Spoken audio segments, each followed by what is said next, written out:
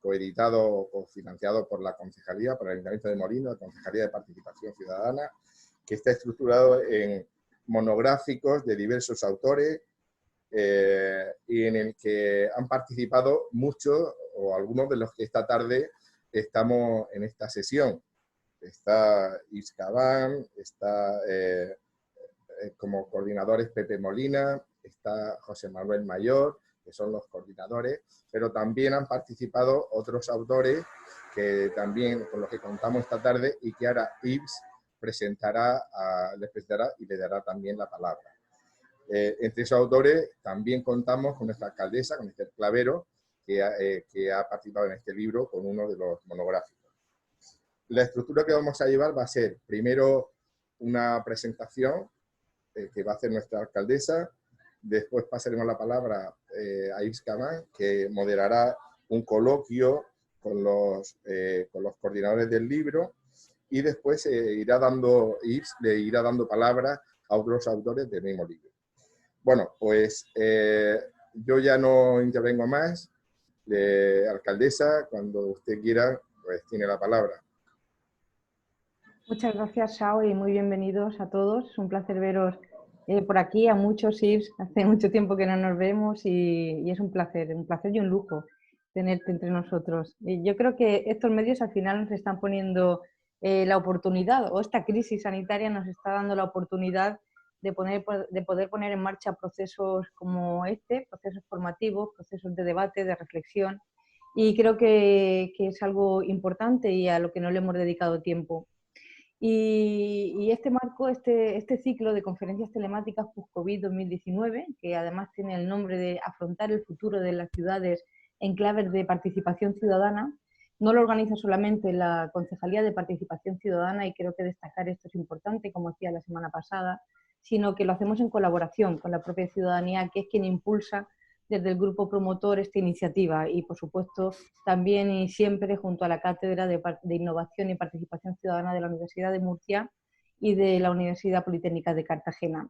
Hoy, si el placer era grande la semana pasada, esta semana es aún mayor, porque no solamente vamos a abrir un debate de reflexión, un momento de reflexión entre todos nosotros, sino que vamos a presentar un libro que lleva gestándose mucho tiempo, al que muchos le han dedicado mucha energía para que salga. Pepe ha estado en todo momento, Pepe Molina ha estado en todo momento encima, coordinando, también José Manuel, para que esto se convierta en una realidad, y por fin podemos presentarlo, aunque sea en este formato, un formato que nos permite llegar también a muchísima gente. Así que, bueno, es importante la presentación del libro, es importante las reflexiones que podamos hacer y es importante el tema que vamos a tratar. Yo creo que cuando se comenzó a pensar en la posibilidad de una publicación como la que hoy presentamos, ninguno de los que estábamos aquí podíamos imaginarnos una crisis sanitaria como la vivida, una situación como la vivida. Las cosas han ocurrido en los últimos meses, en los últimos 4 meses, y ha sido a cuenta de la pandemia COVID-19. Ahora, cobra sentido todavía más este libro y los contenidos del mismo. En primer lugar, porque vamos a presenciar, y ya estamos presenciando, pues nuevos riesgos que no nos planteábamos antes. De hecho, yo estoy segura de que si los presupuestos participativos en Molina de Segura los hubiésemos hecho de forma posterior a la crisis, las iniciativas y los proyectos que hubiesen nacido de esos presupuestos hubiesen sido otros totalmente diferentes, porque afrontaríamos estos nuevos riesgos y estos peligros para nuestras democracias. Estoy segura de que aparecerán o de que ya han aparecido esos nuevos populismos y movimientos, que esta crisis genera ese caldo de cultivo, movimientos antidemocráticos que lo que intentan es aprovechar la situación de la pandemia, el miedo como herramienta de control social para poner en riesgo ciertos derechos a favor de esa seguridad ciudadana y seguridad sanitaria y social. Bueno, de todo esto tenemos que reflexionar para no ir hacia atrás en ningún momento, y en segundo lugar, porque todos estos riesgos tienen que ser afrontados y tienen que ser combatidos únicamente si somos capaces de radicalizar la democracia. No debemos tener miedo a extender y hacer más profunda nuestra democracia a través de esos procesos de participación ciudadana. Cada vez tenemos más experiencia, por lo menos en nuestra región, cada vez son más las experiencias que se ponen en marcha y en el mundo. Y como decía Santiago Álvarez Carreño, codirector de la Cátedra Abierta para la Innovación y la Participación de la Universidad de Murcia y de la Politécnica de Cartagena, en el prólogo de nuestro libro, trabajar con la ciudadanía es interesarse en la beta democrática de las sociedades. Y como digo, sin ser amante de los radicalismos, aunque me encanta ir siempre a la raíz de los problemas, creo que puede ser un peligro en ciertos ámbitos, pero considero que apostar por la radicalización de la democracia debe ser la empresa más importante de la clase política en el ámbito de las entidades locales, como medio de legitimación, por supuesto, de las políticas que se ponen en marcha, pero también como una forma de transformar el miedo en confianza, como digo en mi capítulo, la indignación en colaboración y el individualismo en participación colectiva y, por supuesto, la envidia en solidaridad. Los retos para la radicalización de la democracia son muchos. Uno de ellos, la tecnología y la participación ciudadana, a la que le hemos tenido mucho miedo y dedicado muchos debates en Molina de Segura. La revolución digital, yo lo veo como una oportunidad y además lo estamos viviendo en estos últimos meses. Yo creo que como sociedad hemos de tener claro que la tecnología no es ni positiva ni negativa, al final es el uso que le demos, es una herramienta en sí, un instrumento que debe estar al servicio de todos, al servicio de las personas y de sus derechos también. Y como sociedad hemos de decidir si ese instrumento lo utilizamos pues para potenciar las libertades y los derechos de toda índole o para fomentar la servidumbre y las injusticias sociales. Dependerá de cambio de mentalidades y de la amplitud de metas que tengamos cada uno de nosotros. Yo creo que no podemos demonizar la tecnología, pero hemos de estar atentos siempre, no solamente con la tecnología, sino en todos los ámbitos, de estar alertas, tratando de integrarla en los procesos sociales que ponemos en marcha. Y si lo hacemos se convertirá en un arma aliada y no en un arma enemiga. Me consta que este reto se encuentra en la Cátedra Abierta de Innovación y Participación Ciudadana de Molina de Segura. Hemos asumido o han asumido como propia la tarea de utilizar todas las posibilidades que aportan las tecnologías, las innovaciones tecnológicas y las innovaciones sociales para fortalecer su compromiso con la libertad. Y otro reto es el de la reforma incuestionable de la administración pública, que no sufrir los ciudadanos todos los días, sino que sufrimos también los políticos todos los días. Veo a Juan Francisco Zapata, presidente de la Asociación de Vecinos del barrio de San Roque, y me acuerdo de las dificultades que tenemos para poner en marcha muchas veces muchos procesos urbanísticos de transformación de las ciudades y todo lo que frena al final la democracia, los procesos que se ponen en marcha por parte de la ciudadanía o que se impulsan por parte de la ciudadanía. La administración pública requiere más flexibilidad. La administración pública requiere una reforma total para que el funcionariado no sea al final un enemigo de la participación ciudadana, sino también un aliado, parte de la solución de los problemas y no parte de los problemas de la solución. Jóvenes y participación ciudadana, otro reto, y mujeres y participación ciudadana. Tenemos que conseguir que sean los jóvenes los que se involucren en este proceso, quizá cambiando las estructuras, quizá cambiando los instrumentos, quizá cambiando los formatos, para que los jóvenes se sientan parte de estos procesos y partícipes en la construcción de sus ciudades. Y, por supuesto, también necesitamos que cada vez sean más las mujeres que se incorporan, porque si no estaremos reproduciendo al final los vicios de la democracia representativa y no es eso lo que queremos. Queremos democracias renovadas, queremos democracias más profundas, más sanas, más inclusivas, más justas socialmente, y para eso tenemos que huir o no reproducir aquello que ya ha repetido la democracia representativa. Se trata de darle el poder o de fortalecer el poder popular, eso es la democracia, el fortalecimiento del poder popular, la participación de la ciudadanía en la toma de decisiones, el autogobierno también como forma de definición de la participación ciudadana, y en ese trabajo estamos en la cátedra, en la concejalía y por supuesto desde el impulso que siempre ha tenido la ciudadanía molinense en todo lo que se ha puesto en marcha.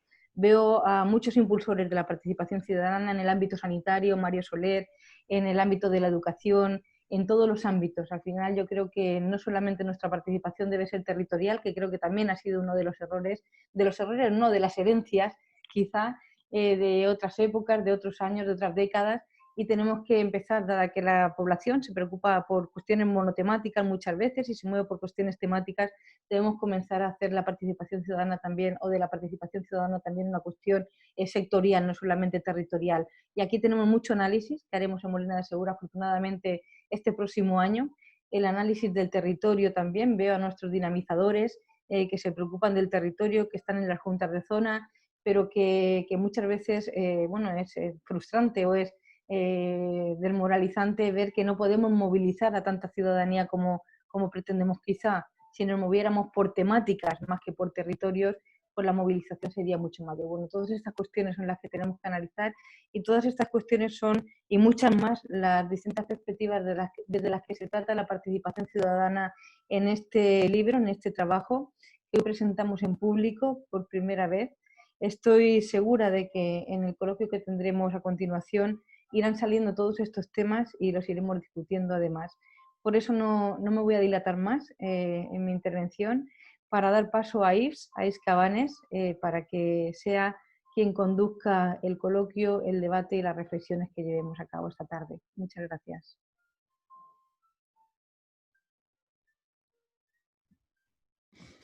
Bueno, buenas noches o buenas tardes a todas, todos.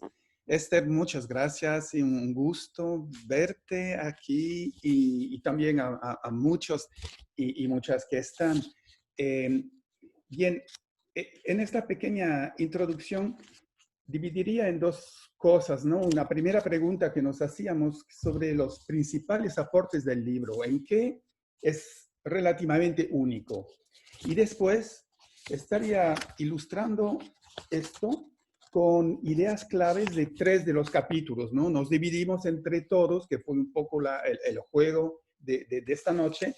Cada uno que va a hablar, o cada una que va a hablar, estará hablando de otro capítulo, para que tengamos por lo menos un sentido del sabor del libro muy, muy rápido.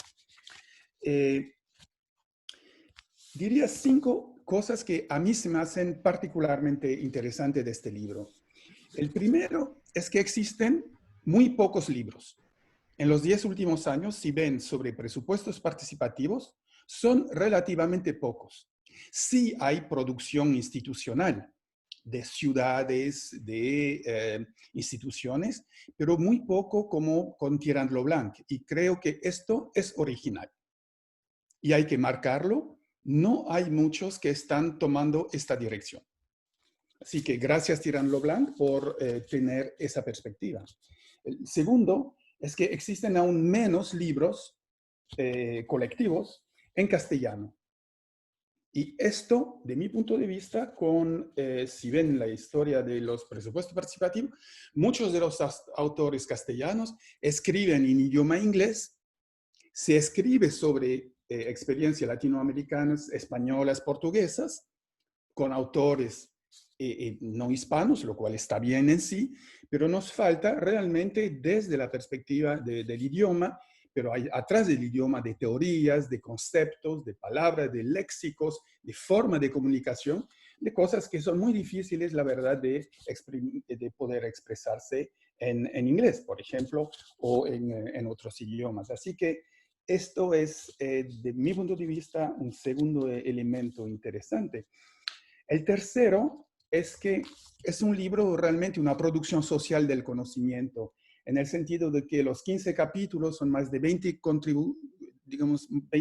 contribuidores, muchísimas disciplinas. Interesante también de ver la perspectiva de género, que si observan los libros que se han producido sobre presupuesto participativo, son pocos los que hay, desde un capítulo sobre Valongo en Portugal por Gisela y 2 compañeras, otros que son mixtos entre hombres y mujeres, otros que son de autorías exclusivamente de mujeres. Esto, en la historia de la producción sobre presupuesto participativo, es un marco. Y hay que decirlo muy, muy claramente. Y esas voces múltiples, ellas aportan unos matices que no tuviéramos en libros mucho más convencionales. Pero a lo mejor lo más original es quién son los autores y las autoras. Diría, uno, son autores académicos comprometidos con la transformación social, no son investigadores convencionales. Y eso da un tono al libro bastante interesante. Segundo, es que son reflexiones por parte de profesionales que han sido involucrados en la acción desde hace muchos años. Estaba viendo el número de años que cada una o varios de los autores han estado estaba pensando en Miguel, estoy viendo Miguel, desde el inicio prácticamente de los Miguel Grasa de Portugal, que trabaja hoy en la Secretaría de Modernización del Estado, pero también diputado desde 2003, creo, de Lisboa, ha sido un instrumento permanente y al mismo tiempo es investigador. Entonces tenemos una serie de autores que son investigadores, pero también totalmente en la acción, y creo que ilustra perfectamente lo que decía Marx, ¿no? En las tesis de Feuerbach. Los filósofos no han hecho más que interpretar de diversos modos el mundo, pero de lo que se trata es de transformarlo. Y creo que esto se está alcanzando muy bien. Lo otro que es original en este libro es que tiene una perspectiva multigeneracional. Cuando miren los editores, por ejemplo, cubrimos probablemente 40 años entre los tres, entre José Manuel Mayor y José Molina. Y esto es interesante, igual para los autores, porque hay temas como, por ejemplo, el uso de instrumentos digitales, que la sensibilidad de la gente más joven aporta elementos que uno que no nació en esa cultura no tiene. Y eso da fricciones interesantes, debates que son bastante bien. Y el último elemento diferenciador es que está centrado sobre la península ibérica, España y Portugal, y eso no se había dado. Hay mucha producción en Portugal, producción en España, monografía, investigaciones, pero ahí estamos centrando sobre esta península, pero sin perder una perspectiva de puentes. Estoy pensando en el trabajo de Vicente Barragán, los activistas de Sevilla, que están comparando lo que pasa en España con lo que pasa en República Dominicana o Uruguay. Y dos capítulos están abriendo ventanas sobre realidades del mundo entero, desde Asia, Rusia y otros países. Pero este también es interesante de tener este puente. Tenemos también la perspectiva de la relación de lo que nos aporta Escocia, pero sin perder este sabor ibérico. Y a lo mejor el elemento principal, y cierro la primera parte con esto, es que cuando se leen todos los capítulos, sí nos da elementos para radicalizar los presupuestos participativos. Y en ese sentido, el título sí tiene su fuerza y su originalidad, y en haciendo esto, pues se vincula con lo que nos decía Esther sobre la radicalización de la democracia también. Y creo que la esperanza que se tenía al lanzar el libro, pues sí se ha alcanzado. Quisiera ahora, ¿quién controla el tiempo? Saúl, ¿tú controlas el tiempo? ¿Sí? Todavía te queda algo de tiempo, Yves. Bien. Sí, entonces, voy a contar rápidamente algunas ideas claves de 3 de los capítulos para que sentemos en qué forma, cuál es lo original, que toquemos un poco de contenido. José Manuel Mayor y Gloria Alarcón están primero dándonos unos aspectos conceptuales previos a la implementación. Y nos ofrecen una tipología sobre presupuesto participativo, diferenciando la gama que existe desde consulta, deliberación, tipos de participación, debate sobre la importancia y la dificultad entre lo presencial y no. El estudio comparativo que hace Vicente Barragán, José Manuel Sanz y Rafael Romero de Sevilla es absolutamente único. Imagínense que estudian 34 localidades, 80 ciclos de presupuesto participativo y estudian las propuestas. Casi 4.000 propuestas. Por lo tanto, ahí trabajan estadísticas, pero también mucha reflexión. Y aportan y hacen 3 ejes con un aporte analítico muy interesante a partir de 3 grandes ejes.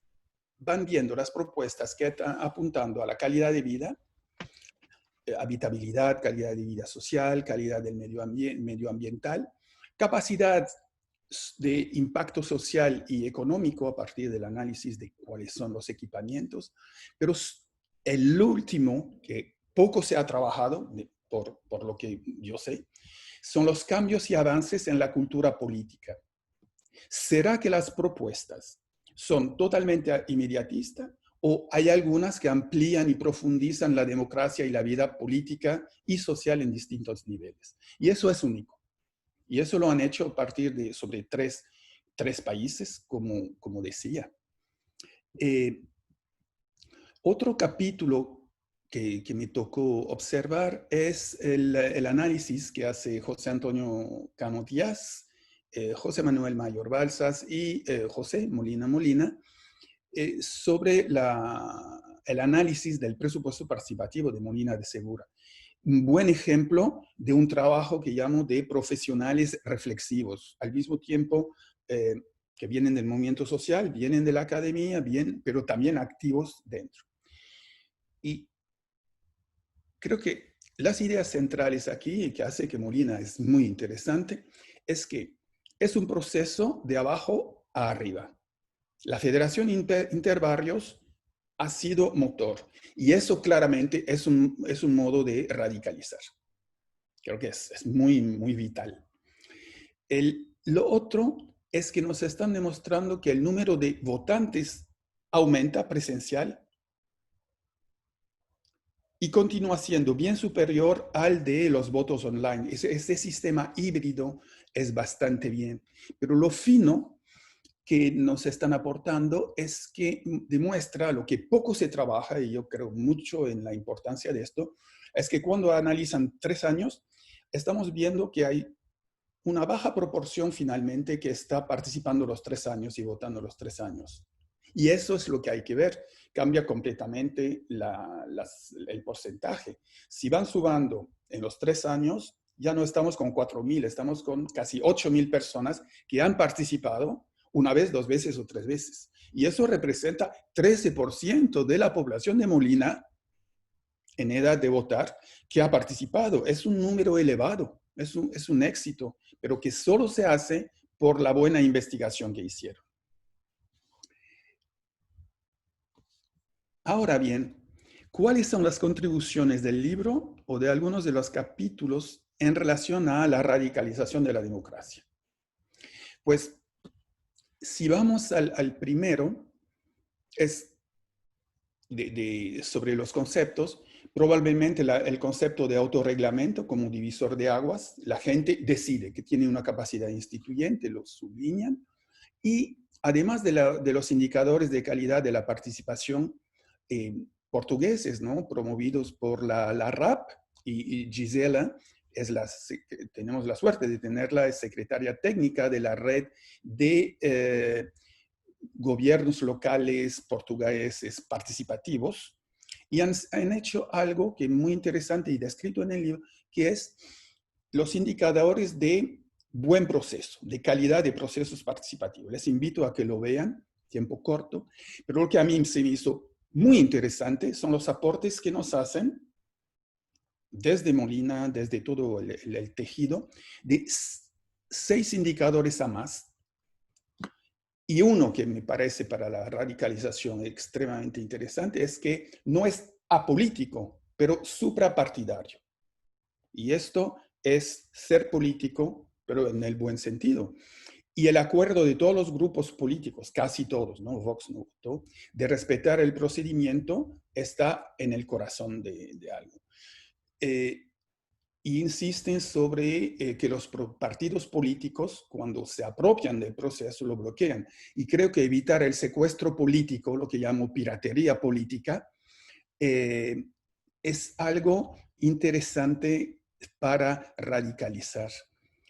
Participación y compromiso de los funcionarios, código de ética, conocer las decisiones, contar con un equipo de dinamizadores y el Consejo Ciudadano dirigido. Entonces, ahí tenemos un elemento de mucho interés. Sobre Molina, diría, insisten y demuestran, van tejiendo mucho más fino toda la dimensión supramunicipal con el pacto ciudadanía-partidos políticos, y demostrando que son las organizaciones, otra lección para radicalizar, que son la continuidad, y son ellos que cargan el proceso, insisten diciendo, el presupuesto participativo no es de un partido, sino de la ciudadanía. Esa conciencia creo que es un elemento interesante. Y termino con algunas observaciones del texto de Vicente Barragán y de otros. Hacen algo, como les decía, el tercer eje, están examinando no los derechos concretos, habitación, salud y cómo se mejoran, sino exploran si el presupuesto participativo es portador de derechos políticos. ¿Será que el presupuesto participativo son portadores de nuevos derechos, más amplios, más profundos? Y lo diferencian de los derechos materiales. Y infelizmente hay muy pocos, y es una conclusión interesante, porque nos desafían, si queremos radicalizar, es que muy pocos de los 4.000 que analizan, 4.000 propuestas, muy pocos mejoran y amplían el disfrute de los derechos políticos. Miren nomás. Propuesta con contenido político que van más allá de la política local, es un 2% en España, en los casos estudiados, 0 en los demás. Propuestas que pretenden la creación de nuevos espacios de cogestión ciudadana, 3% en España, 9% en Dominicana, pero esencialmente creación de centros sociales, que son espacios de articulación, 3% en Uruguay, y propuestas que tienden a la igualdad de género, más poder en la relación de alteración de las relaciones de poder, está entre el 1 y el 2%. Entonces, si queremos radicalizar, y si se examina fino lo que está dentro, es ahí todavía más interesante.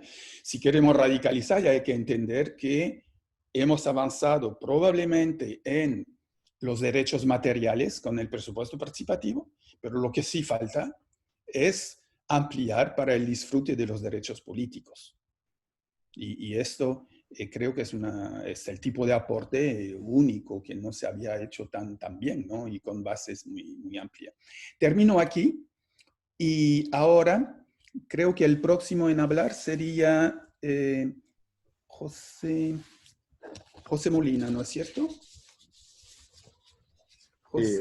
José Molina y José Manuel Mayor son los siguientes. Sí, son los. No sé en qué orden quieren hablar, pero les paso la palabra.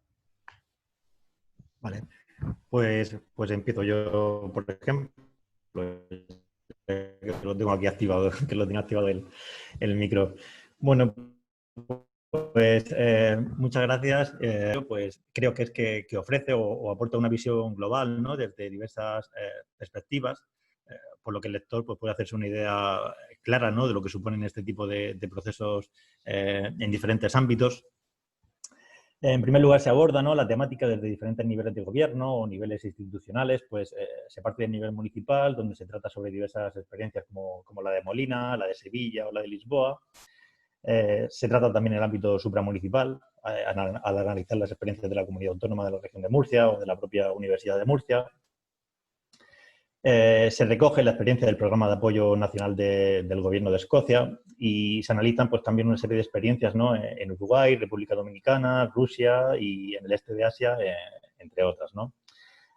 Además, pues, de estas experiencias, ¿no? Dirigidas un poco a la ciudadanía en su totalidad o en su conjunto, pues se analizan diversos presupuestos participativos en el ámbito educativo, realizados en escuelas y en institutos, tanto en España como en Portugal. Y bueno, pues el libro en definitiva creo que es una herramienta de trabajo y en general aporta respuestas, pero sobre todo lo que plantea son muchas preguntas, ¿no? Hay muchos interrogantes. A mí personalmente, pues lo que me gustaría sería que aquellas personas que lo leyesen, pues se cuestionasen cosas, ¿no? Se hagan preguntas y que esto pues le haga tener curiosidad y les despierte un tipo de interés por este tipo de mecanismos participativos, ¿no? Entrando a lo que es en el contenido del propio libro, pues voy simplemente a hacer unos comentarios sobre 3 capítulos. El primero de ellos será el capítulo de Pepe, Encarna y José Luis, que lleva por título La evolución del presupuesto participativo más allá del ámbito local, donde se detallan pues, tanto las experiencias de nuestra comunidad autónoma como las de la Universidad de Murcia como procedimientos supramunicipales. Y bueno, es interesante porque se analizan las características de estos procesos en base a una serie de criterios que definen a grandes rasgos el presupuesto participativo en la actualidad, en relación a cuestiones como el uso de la tecnología y la participación individual o el planteamiento que se realiza en torno a la cultura organizativa y las transformaciones sociales que se persiguen, ¿no? Entre otras.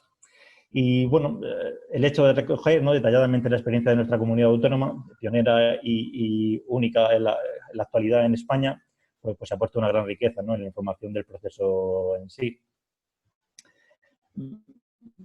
Un proceso que si bien comenzó en el año 2017 con un piloto innovador, pues poco se ha innovado desde esa fecha en este sentido, porque durante estos años, y bueno, los autores estarán de acuerdo conmigo, luego tendrán oportunidad de hablar y ya me lo confirmarán, pero pues, prácticamente se ha ido replicando los mismos pasos del proyecto piloto pues año tras año, por lo que quizás, pues no sé, las autoridades pues deberían un poco de repensar un poco el tema de la innovación, ¿no? Y no de repetir el piloto pues, durante 3 años. El segundo capítulo del que quiero hacer pues, un pequeño comentario es el de Albert y Ángela, entre otros autores, que lleva por título Presupuestos participativos en Escocia. Es un capítulo que me gustaría destacar, puesto que analiza la experiencia del programa del apoyo nacional del Gobierno de Escocia para la implementación de este tipo de procesos a nivel regional o municipal. Y en particular, pues me gustaría resaltar la parte en la que hablan del potencial transformador, ¿no? Que es lo que estaba hablando Yves también hace un momento. Y cómo ¿no?, nos dicen los autores, pues depende en gran medida de 2 factores relacionados entre sí, como son aumentar la calidad en la deliberación de los procesos y de reforzar la atención a la hora de enfrentarse a las desigualdades. Hace un par de años, durante mi estancia en Glasgow, pues tuve el placer de poder acompañar a Ángela en su labor de evaluadora del presupuesto participativo de Escocia. Y comento esto por lo siguiente, ¿no? En primer lugar, porque el texto incorpora la parte relativa a la evaluación del proceso y esto ya en sí es un valor añadido, porque no hay muchas publicaciones donde se analice pues, esta evaluación, ¿no? Así que esa parte pues, considero que es bastante relevante. Y en segundo lugar también porque pude acompañarla a un workshop que organizaba el Gobierno que llevaba por título algo así como Presupuesto para la Igualdad, me quiero recordar, en el que en este caso concreto no pues hacía referencia a personas con discapacidad y pensé pues cuando vi aquello, ¿no?, lo que habían montado, ¿no?, y sobre lo que se estaba hablando, pues esto es lo que yo quiero para mi municipio, ¿no?, que haya una transformación real y que no se esté hablando la mayor parte del tiempo de calles y de farolas, ¿no? Y bueno, ya por último, pues me gustaría comentar el capítulo también de Yves, que lleva por título también Experiencias pioneras de presupuestos participativos en Asia y Rusia. Es un capítulo formado por experiencias innovadoras en 6 ciudades y regiones de China, Rusia, Malasia, Indonesia y Corea, quiero recordar. Se trata de experiencias que comparten pues, una impresionante escala. Pues, una de las experiencias creo que acumula como más de 100.000 proyectos, lo que es pues, una exageración, ¿no? Y con unas perspectivas de crecimiento y ampliación pues, muy prometedoras.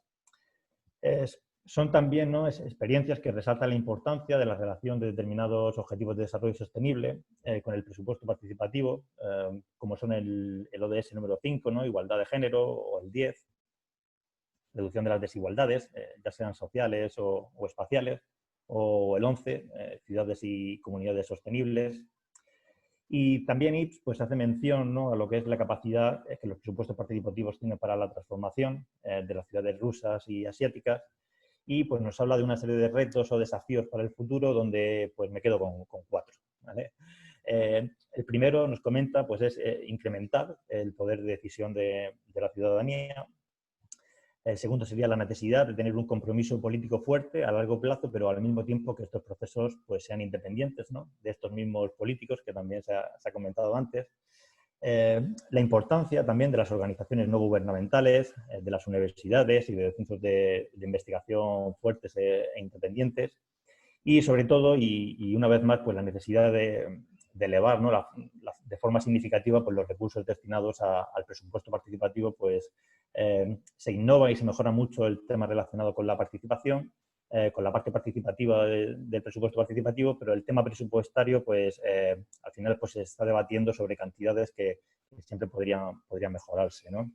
Y ya, bueno, como nota final, porque aún queda mucha gente por hablar, pues simplemente quería agradecer, ¿no?, a todos los autores y las autoras su disposición para participar en este libro, al Ayuntamiento de Molina, a la Cátedra Abierta para la Innovación y la Participación, y claro, a la propia editorial, ¿no?, de Tirant lo Blanc, porque no sé, el hecho de que una de las mejores editoriales de España, pues en la actualidad pues, decida publicar una serie de trabajos, ¿no?, en su colección de monografías, pues es a la vez una responsabilidad y sobre todo un lujo, ¿no?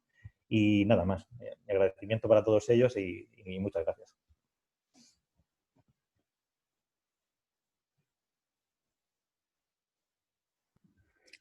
Ahora, José Molina, la palabra es tuya. Hola a todos. ¿Se me oye bien? ¿Sí? Pues muchísimas gracias a todos, porque como ya han dado las gracias específicamente, no quiero perder un minuto que luego me extiendo demasiado. Muchísimas gracias a todos. Iniciamos este proyecto hace ya más de 2 años. Recuerdo una primera videoconferencia que tuvimos con IPS para ver cómo lo organizábamos. Y lo iniciamos precisamente pensando en cómo impulsar una sociedad en construcción. Y mirar por dónde ahora lo hemos terminado de verdad con un proyecto que tenemos que construir. Y esa es la batalla de la participación ciudadana en esta nueva sociedad. Y siempre comentamos que teníamos que basarnos en 3 grandes pilares: en la defensa de la gente, en la defensa de lo público y en la defensa de la vida del planeta. Y esas cosas en realidad han estado presentes en todo el proyecto, con una visión muy concreta, y es estar sistemáticamente llevando un mensaje en los trabajos, y es que potenciemos a la sociedad para que sea la sociedad la vigilante de los nuevos retos. Nos lo han dicho los intervinientes, nos lo ha dicho Esther Clavero, nos lo ha dicho Yves, nos lo ha dicho José Manuel. Nosotros deseamos abordar la dimensión del presente, y por eso nos hemos comprometido muy colectivamente, como se ha dicho en este libro, para una visión de fortaleza de la democracia participativa. Porque queremos vivir en un mundo que garantice a la ciudadanía su poder de decisión. Lo habéis dicho todos. Porque trabajamos en un sistema donde el crecimiento que se está produciéndose, pero incrementando cada día más las desigualdades. Y entonces tenemos que utilizar los presupuestos participativos en realidad para abrirlo y no dejarlo en esos límites que algunos lo quieren mantener. Nosotros queremos abrir el presupuesto participativo a los planes de urbanismo, a los planes de educación, a los planes de salud pública, que tienen que ser participativos, a la vida en su conjunto. Porque además, en esa apertura tenemos que estar también comprometidos con la propia investigación, con la propia academia. Por eso también hemos impulsado el proyecto de la Cátedra Abierta.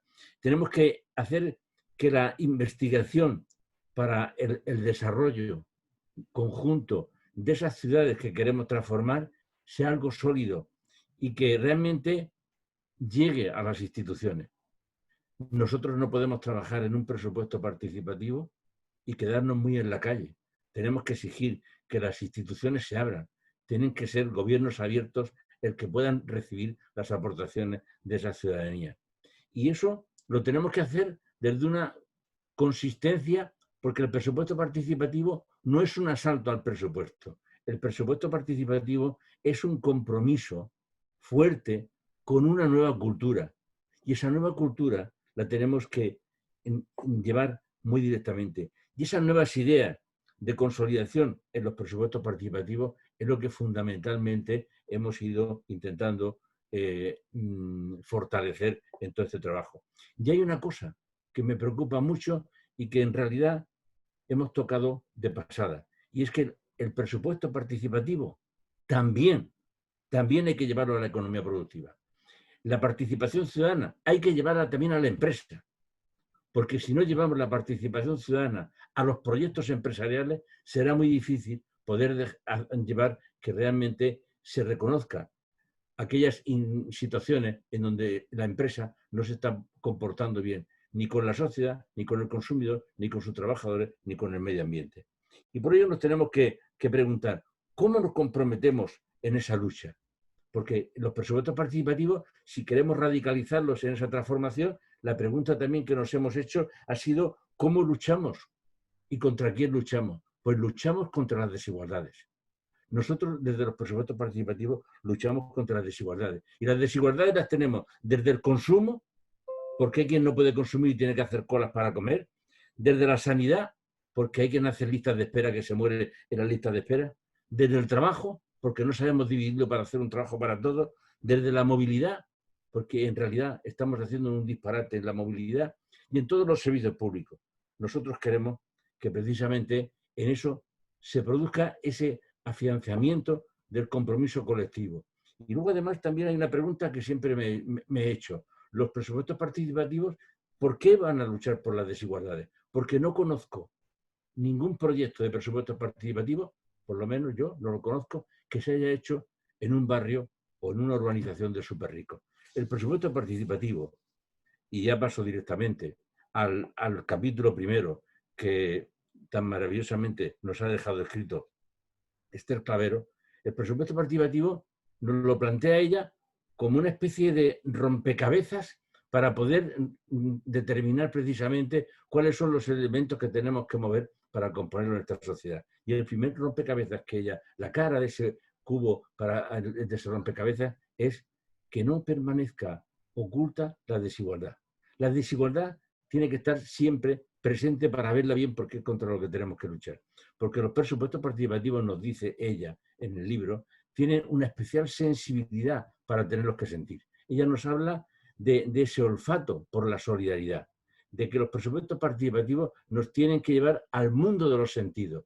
Es realmente una referencia muy, muy positiva. Y nos lleva, además, ella lo ha explicado, nos lleva también al mundo de poder luchar desde los presupuestos participativos hacia la eliminación de lo que es el poder de los algoritmos sobre la mente, y nos habla también de las dificultades de esta organización social de plataformas.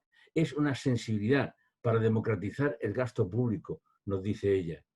Y luego, sobre todo, nos saca una referencia que yo hacía mucho tiempo que no la he visto, y es que nos recuerda lo que decía Gandhi permanentemente. Decía que lo que hacen por mí, sin mí, lo hacen contra mí.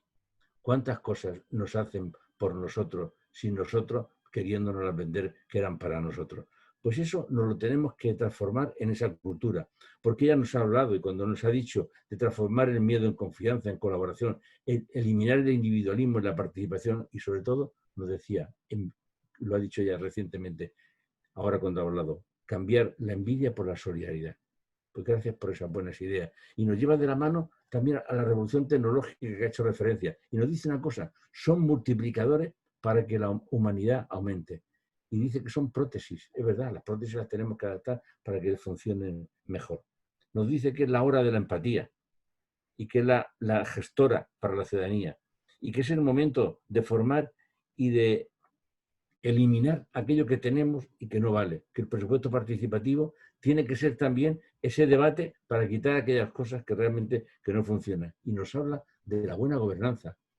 Aquí yo creo que recordará lo que fue la inauguración de la cátedra cuando vino Kaufman, y porque nos dice exactamente una cosa muy concreta, que tenemos que subir la inversión del gasto social hasta ponernos en la media europea de un 7%. Este trabajo nos lo entregó Esther en el mes de agosto. Yo creo que estaba viendo venir en parte de la hecatombe que se venía encima. Y luego termina diciendo ya, y con esto termino el capítulo que nos ha dejado maravillosamente Esther, nos habla de las fuerzas progresistas, no de los políticos, de las fuerzas progresistas, y que las fuerzas progresistas tienen la responsabilidad para hacer esa sociedad libre, sin ataduras, y si realmente que no haya ninguna separación de edades, y contribuir firmemente a ese contexto que se precisa para fortalecer los presupuestos participativos. Muchas gracias, Esther, por este. No cuento más, porque entre lo que ha dicho ella y lo que he dicho yo, os vamos a destripar el capítulo. Así que os invito a que leáis el primer capítulo, que os va a llegar con mucha ilusión para seguirlo. Y después tenemos un capítulo que Yves lo ha organizado de esta forma, que nos lleva desde ese origen tan fuerte que nos ha dejado Esther a otro en el cual yo me siento muy entusiasmado. Y es que ¿a dónde nos dirigimos con los proyectos de presupuestos participativos con la juventud? Pues a derribar muros invisibles, nos dice el rótulo del capítulo. Y tenemos que derribar esos muros invisibles. ¿Con qué? Utilizando dinámicas participativas. Y es verdad, ¿los jóvenes participan? Pues nos lo dice estas las reflexiones de los autores, que son José Manuel Mayor y Elena Oliva. Nos dicen precisamente que los jóvenes están participando porque realmente tienen un olfato para que la democracia no se muera. Y el 37% de los jóvenes que han participado en los presupuestos participativos ya participan en asociaciones culturales, deportivas y demás. El sentido de participación de los jóvenes realmente es algo que lo tenemos que reforzar, pero que está fuertemente reforzado. Y luego nos dicen en el desarrollo de este capítulo, los jóvenes quieren más que el voto, la voz. Que es verdad, pero los jóvenes quieren que se les oiga. Los jóvenes quieren abrir la sociedad, y ya lo hicieron en Boston en el año 2014 y en Medellín en el año 2012. Y también solamente en 3 últimos años se ha trabajado en la región de Murcia para tener en 8 municipios proyectos de presupuestos participativos, con una participación rondando el 8.000 participantes. Y ya termino con las reflexiones que ellos hacen, de que decir que a los jóvenes hay que llevarle ese sentido de lo público, de abrir lo público, de participar en lo público, porque en realidad los jóvenes son unos elementos transmisores, nos dicen ellos, importantísimos, y nos dan un dato de referencia muy significativo. En la encuesta que realizaron con los presupuestos participativos de los jóvenes, el 59% lo comentaron con su familia, lo comentaron en el desayuno, en la comida, en la cena. Han sido los mejores portavoces para llevar el mensaje a la familia de lo que se estaba haciendo en la sociedad. Y ya, como tengo poquito tiempo, me queda hablar de ese capítulo maravilloso que es el final del libro. Lo que nos ha dejado el profesor Yves Cavans sobre qué nos aportan los presupuestos participativos y qué límites y qué apoyos tenemos para lo que él ha dicho muy bien de cómo radicalizar la democracia. Y él nos dice, ¿qué es radicalizar la democracia? Pues es impulsar un cambio democrático. Es la buena gobernanza que además tiene que tener los recursos públicos suficientes para un beneficio directo de la ciudadanía. Y ya nos habla, después de definir esto, nos habla de una serie de tendencias que hoy están desarrollando los presupuestos participativos. Y nos dice que la primera tendencia es continuar la expansión a nivel mundial en todas las regiones del planeta. Y es verdad, en 30 años, ahora mismo, tenemos experiencia de los presupuestos participativos en todas las áreas del planeta. Y él distingue muy bien en las áreas y cómo se han desarrollado. Unos por cantidad y por radicalidad, salvo, nos dice, en los países árabes, que no está entrando con mucha facilidad. Después nos dice que hay otra expansión muy geográfica, de grandes dimensiones, como ocurre en Rusia, que desde 2007 se están haciendo en más del 50% de las regiones de Rusia, con limitación de recursos. Hay otra fuerte concentración, nos dice, de experiencia en los países, como es el caso de Polonia, Camerún, Indonesia, y luego hay una dimensión que sigue permanente, que es la de América Latina y Brasil en una permanente expansión. La segunda, nos dice Ives, es que hay una consolidación que nos viene ya de las grandes ciudades y de las grandes metrópolis. Es Quito, las experiencias de Quito, de Seúl, de París, de Yaoundé, de Lisboa, de Nueva York, de Taipei, de Montevideo, de la Ciudad de México. Hay ya grandes experiencias en donde se han consolidado en esa grandes metrópolis. La tercera nos dice que es que los municipios continúan siendo actores y están abriendo nuevos espacios de debate. Y esos nuevos espacios de debate, los presupuestos participativos, han entrado en discusión los recursos públicos y los sectores específicos. Una cuarta es un cierto desbordamiento, experiencias que van más allá de la esfera municipal, que son, por ejemplo, las que han llegado al caso, como se ha comentado, de las universidades que lo están poniendo en funcionamiento. Incluso en Portugal, la profesión de los arquitectos lo ha tomado también como modélico. Y, por ejemplo, el caso de las experiencias habitacionales de llevar los presupuestos participativos a lo que es la vivienda pública, tanto en Toronto o en Malasia. Y una quinta de proyectos que es priorización de la ciudadanía en lo que son los servicios básicos. Ojo, que esto también es muy importante, que son los equipamientos de proximidad. Se han llevado experiencias de presupuesto participativo en el agua, en los drenajes, en los residuos, en los pavimentos, en los transportes, en las energías. Y por último, nos dice él que es transformar barrios y ciudades en procesos que tienen como prioridad, antes que transformar físicamente, transformar a las personas, para que sean las personas las que luego transformen las ciudades. Qué bonito este resumen. Nos dice él, ya para concluir, que cuáles son los desafíos. Pues antes se ha apuntado ya, la demasiada proximidad que algunos proyectos tienen con partidos políticos y la insuficiencia de documentación que se va quedando, porque aquello que no se documenta es difícil que luego se pueda referenciar. Hay muchas innovaciones locales, muchas innovaciones democráticas, pero realmente al documentar poco, se queda poco en la parte física de lo que es el escrito, lo que es la investigación. ¿Y cómo mejorarlo? Pues lo tenemos que mejorar porque tenemos que hacer ciudades mucho más justas y mucho más democráticas.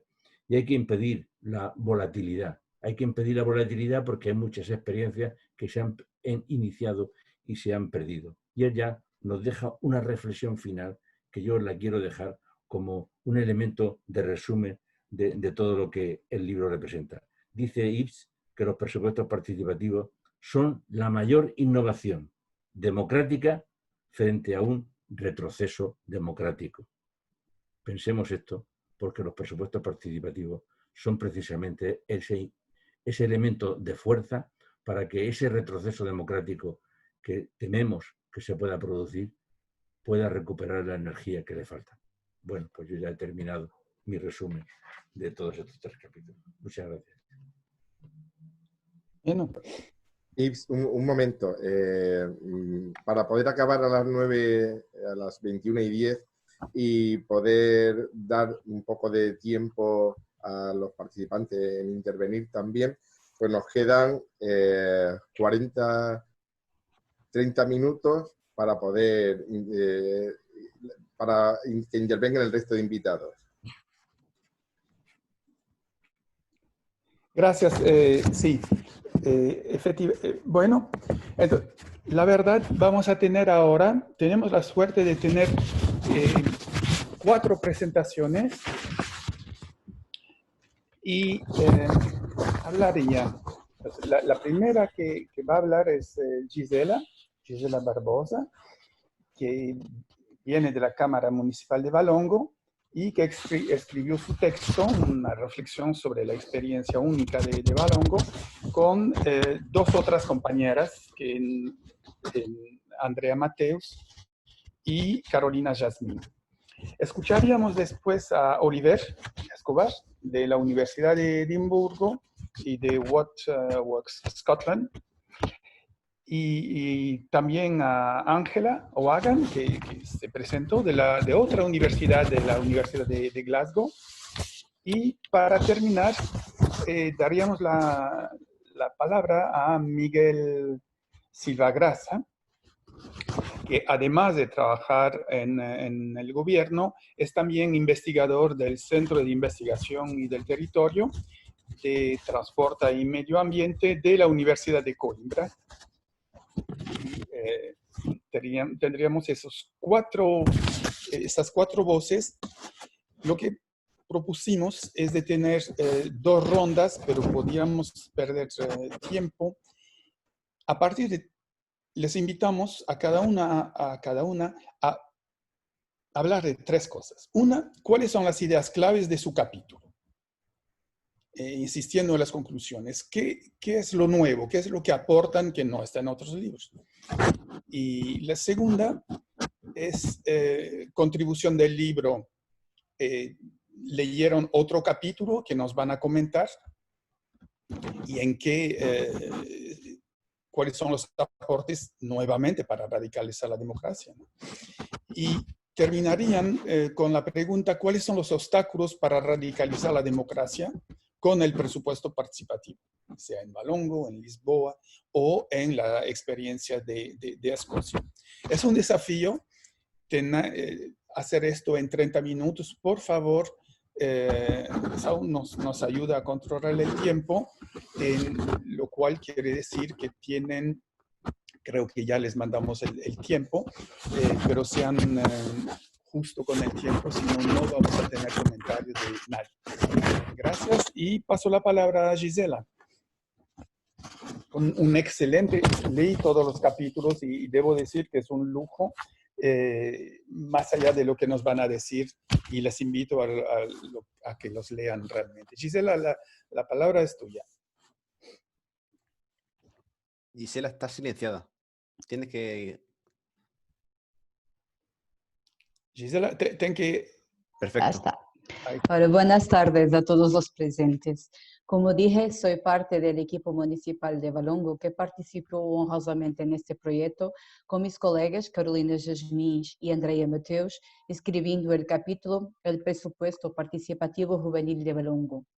E deste modo, porque efetivamente não domino a vossa língua, para não correr mais riscos, termino a minha apresentação em espanhol e continuarei, como combinado, em português. A minha apresentação terá 10 minutos e integrará 2 pontos, nomeadamente a apresentação de algumas das conclusões do nosso projeto, que doravante designaremos por OPJV, assim como faremos uma abordagem ao que sentimos pela leitura do capítulo sobre o OP de Sevilha, escrito pela Virgínia Barbarossa. Como sabem, Valongo é uma cidade do norte de Portugal, tem cerca de 75 km² e, de acordo com os censos de 2013, conta com aproximadamente 95 mil habitantes. É um dos 17 municípios da área metropolitana do Porto, a segunda maior cidade do norte do país. Vivemos, por isso, todos os flagelos de uma cidade de média dimensão que vive muito voltada para servir o grande Porto e foi por isso cidade dormitório sem um significativo investimento social, cultural e cívico nas últimas décadas. Foi por entender este desinvestimento social que há 6 anos o atual Presidente da Câmara, Dr. José Manuel Ribeiro, assumiu como principal objetivo do seu mandato investir nas pessoas enquanto cidadãos, em toda a plenitude que este conceito abrange. Criou assim uma série de projetos ligados à cidadania participativa, em torno de um conceito que é, ainda hoje, uma das nossas maiores bandeiras. Acreditamos que uma comunidade, se for devidamente esclarecida, será com certeza mais participativa e socialmente mais responsável. Assim, debaixo desta premissa, nasceu o OPJV, que assume desde logo várias posições que nos distinguem, nomeadamente, dirigimos-nos a crianças a partir dos 6 anos de idade, o que para alguns parece precoce, para nós faz todo o sentido, porque acreditamos que a participação e a cidadania é algo que se pode ensinar. São hábitos que se adquirem e que devem ser trabalhados desde a primeira infância, tendo em conta que são tão fundamentais como saber ler e escrever. E por isso, o nosso investimento nas nossas pessoas começa aí. Acreditamos também que uma criança passa a ter um papel em comunidade a partir do momento em que entra na escola, passando a ser um aluno, e assim faz todo o sentido para nós que, desde esse momento, comece a perceber a importância de tomar decisões e de as fazer cumprir. A nossa outra grande aposta diferenciadora prendeu-se com o facto de nos centrarmos muito nas ações de formação que damos aos nossos participantes na fase de recepção de propostas. São muitas dezenas de sessões participativas realizadas todos os anos, onde, para além de explicarmos como podem participar neste processo, nos centramos na questão que é para nós ainda mais importante: explicar que cada um dos cidadãos deve chamar a si todas as responsabilidades inerentes à participação pública, pois deve assumir o seu papel na construção da sua comunidade. Explicamos isto aos mais pequeninos, dizendo-lhes que todos somos super-heróis que não precisam de capa, pois temos o poder transformador de mudar a nossa comunidade. Estamos atualmente na 7ª edição deste OPJV. Paramos em Valongo, paramos em março, tal como o mundo todo, mas não desistimos. Em setembro, com a abertura do novo ano escolar, terminaremos esta edição que está na fase da votação. Desde 2014 recebemos mais de 500 ideias, foram votados mais de 150 projetos e dos cerca de 22.000 jovens que existem no concelho dos 6 aos 35 anos de idade, mais de 15.000 já participaram neste processo, que inclui 3 categorias: a escolar, a extraescolar e desde 2018 uma categoria chamada Gerações, dedicada aos projetos intergeracionais que envolvem a colaboração entre os mais jovens e os mais velhos. Em termos de resultados, temos consciência que ainda há muito caminho a percorrer. A nossa preocupação maior prende-se neste momento com 2 questões: integrar aqueles que ainda não participam e fazer uma avaliação séria e rigorosa sobre o trabalho que estamos a produzir, centrando-nos na questão do impacto. Recordo que apostamos nesta ferramenta com um objetivo claro: educar os cidadãos a participarem mais e melhor, de forma consciente e organizada, e queremos perceber se estamos a conseguir. Em relação ao... Perdón, Gisela, 2 minutos y terminamos, si no nos da tiempo. Em relação ao capítulo do OP de Sevilha que nos pediram para comentar, desde logo aplaudo a forma sistematizada, clara e coerente com que a Virgínia descreveu a história do OP de Sevilha desde 2004 a 2010. Temos muito a aprender com o seu exemplo e colhemos muitas aprendizagens através dele. Percebemos que, tal como acontece pelos exemplos dos demais OP, apresentados no livro e outros que conhecemos, que todos nos movemos com base nos mesmos princípios. Desde logo, universalidade, vinculação, autorregulamentação, deliberação, integração, justiça e coesão social, entre outros. Estas semelhanças são fundamentais para que o processo dos orçamentos participativos vingue um pouco por todo o mundo, mas é também nas diferenças que cada um se sustém e se eleva. O que quer dizer é que não há 2 modelos iguais, nem deve haver. Cada qual deve desenvolver o seu próprio modelo à sua escala, de acordo com as suas características e especificidades. Só assim um OP vingará e produzirá o efeito desejado. No entanto, a partilha de conhecimentos é fundamental para aprendermos uns com os outros e por isso este livro vem em tão boa hora. O meu presidente usa um termo que eu adoro e que acho que se adequa: benchmarking. Aprendamos com os outros o que se faz bem feito e adequemos esses conhecimentos à nossa realidade. De Sevilha trouxemos também várias aprendizagens, nomeadamente os grupos motores, a necessidade da criação de uma política de comunicação muito bem definida e muito bem imposta na comunidade, de acordo com as capacidades de cada um. Refletindo nestas palavras, não consigo deixar de passar este momento sem referir aquilo que para mim é, no caso do OPJV, um sucesso conquistado. Temos no nosso concelho um homem com uma enorme visão e uma dedicação a esta causa, o nosso presidente, uma equipa técnica que, graças a Deus, e existe graças ao OPJV, e esta equipa, com muito orgulho, posso dizer que é minha e é o meu maior orgulho profissional. E isto tudo aconteceu graças ao Orçamento Participativo Jovem. Termino deixando um agradecimento a todas as pessoas envolvidas neste projeto. Acredito que o tempo é de partilha e acredito também que estes novos tempos nos ensinaram que mesmo entre 4 paredes nenhum cidadão vive só. Precisamos uns dos outros, pois vivemos em comunidade e é juntos que devemos continuar a sonhar, a desenhar e a construir o mundo que queremos para nós e para os outros. Termino como comecei em espanhol, dizendo: cada indivíduo, cada cidadano representa a esperança de uma comunidade que sempre está aprendendo, sempre crescendo. Es esta esperança la que constituye el principal cemento de la vida comunitaria. Muito obrigada, muchas gracias. Muito obrigado, Gisela. Antes de pasar la palabra a Oliver, simplemente una palabra para insistir sobre la dimensión humana, es decir, la radicalización que están haciendo el proceso de Valongo. Lo que marca inmediatamente cuando uno llega allá es este calor humano que están instilando en los jóvenes, de ir más allá del individual, de hacer grupo, de tener cariño con las personas de la tercera edad. Y eso hace que el foco del presupuesto participativo es esta perspectiva que Gisela nos aporta y que las demás y ahora los nuevos que están en el equipo también están aportando. Y creo que radicalización sin esta humanidad, solidaridad, escucha, empatía, pues no haría sentido. Y es lo que yo aprendí mucho con Valongo, ¿no? Gracias por esos aportes.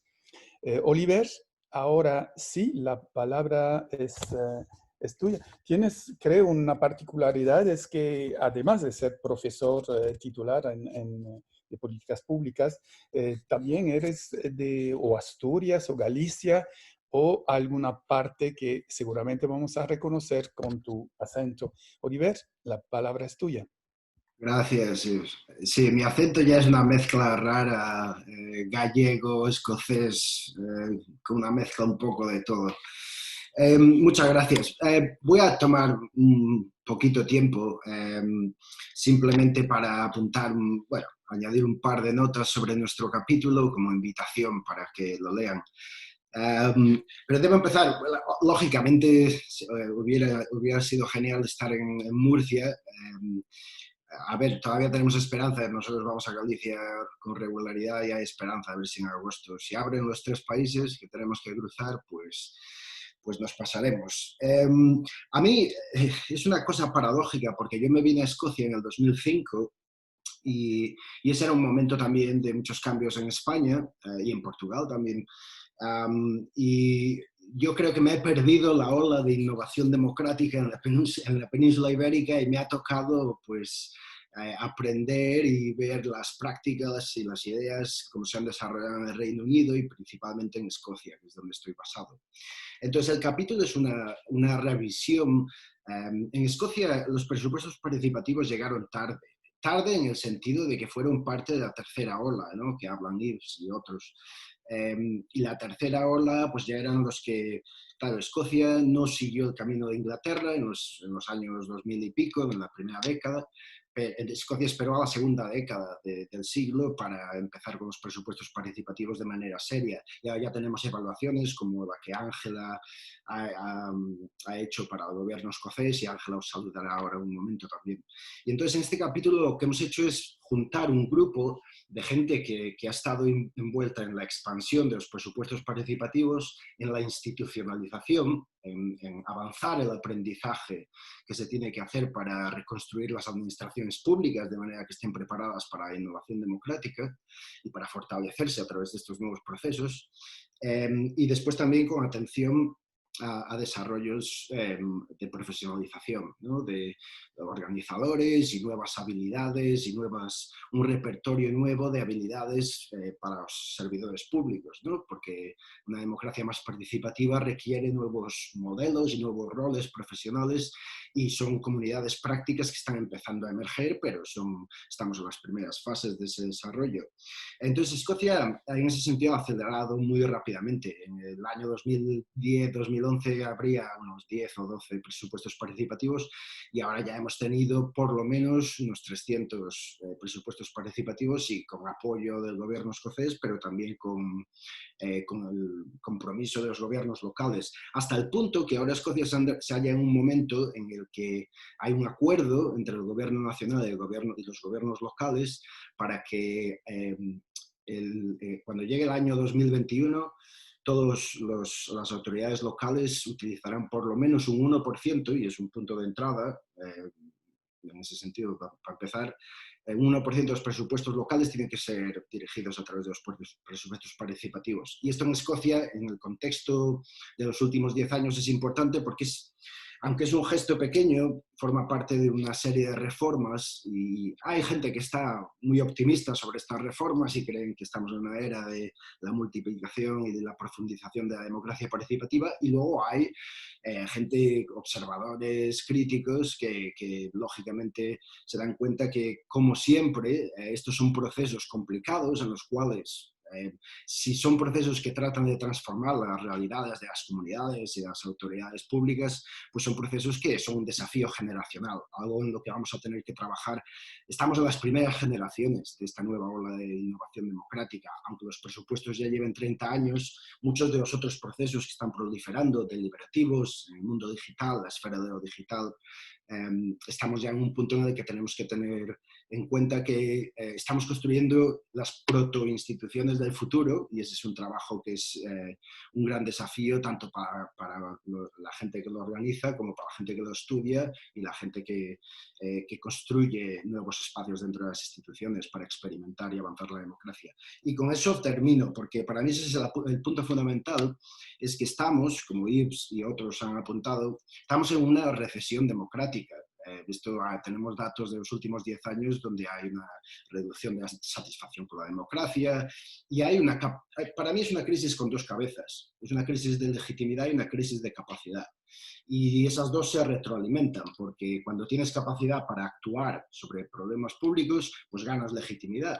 Pero para poder ganar legitimidad tienes que tener capacidad para actuar y solucionar problemas públicos. Y esas instituciones, por un montón de factores, pues están bajo presión y necesitan expandirse. Y la respuesta a una democracia que tiene sus deficiencias es más democracia, una democracia más fuerte, más viva, más rica, y los presupuestos participativos son parte fundamental del desarrollo. Y vamos a aprender mucho, vamos a aprender cómo desarrollar las fundaciones para la democracia del futuro.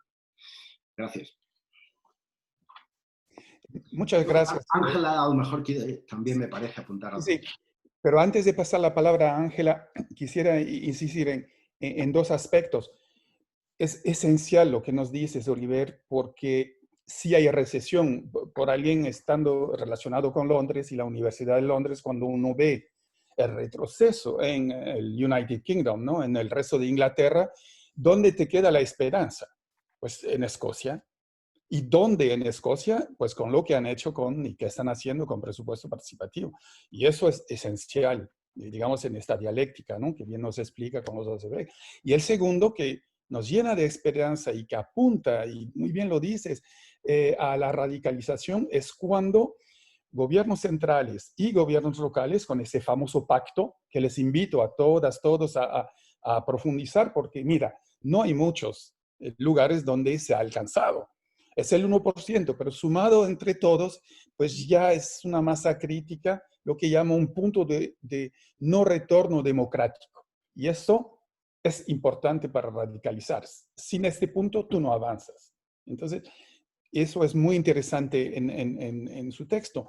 Ahora pasaría la palabra a Ángela, y antes de pasar la palabra, simplemente decir que además de ser profesora en la Universidad de Glasgow, como decía, es una de las especialistas en Europa y animadora, activista de todo el tema de presupuesto participativo con perspectiva de género. Y eso es notable, es otra dimensión que nos aporta con muchísimo conocimiento. Ángela, pues el tiempo va a ser corto, pero explícanos un poco lo que está de importante y único en el trabajo, en el capítulo y sobre otros eventualmente. Vale, bueno. Vale, gracias, sí, y a todo el mundo. Bueno, como los demás, voy a pasar de las gracias, ya sabéis que os las doy profundamente para poder participar pues en este acto tan especial. Muchísimas gracias. Pues es la primera vez que participo en un Zoom en castellano y bueno, hace muchísimo tiempo que tampoco, hace mucho tiempo que no he hablado tampoco en castellano, así que perdona. Bueno, pues es un gran placer ver la experiencia de Escocia situada en ese libro de reflexiones y experiencias internacionales. Que somos un país muy pequeño, Escocia, pero tenemos pues grandes ambiciones. por mi parte, después de pasar 3 años metida en evaluar lo que ha sido pues, un programa de subvención para impulsar el desarrollo de presupuestos participativos en Escocia, pues os quiero comentar pues, las reflexiones mías y del equipo. Desde luego tuvimos la oportunidad de ver, de experimentar el gran entusiasmo para presupuestos participativos y la buena voluntad al nivel de las personas técnicas en los ayuntamientos y en las empresas y entidades sociales. Yo diría que no había tanto buena voluntad o disposición positiva entre las personas elegidas, o sea, en los miembros y los políticos de los ayuntamientos. Y había cierta disposición positiva entre la ciudadanía, pero tampoco fue universal y no fue de forma igual. O sea, la forma de participación, el acceso a participación no fue igual.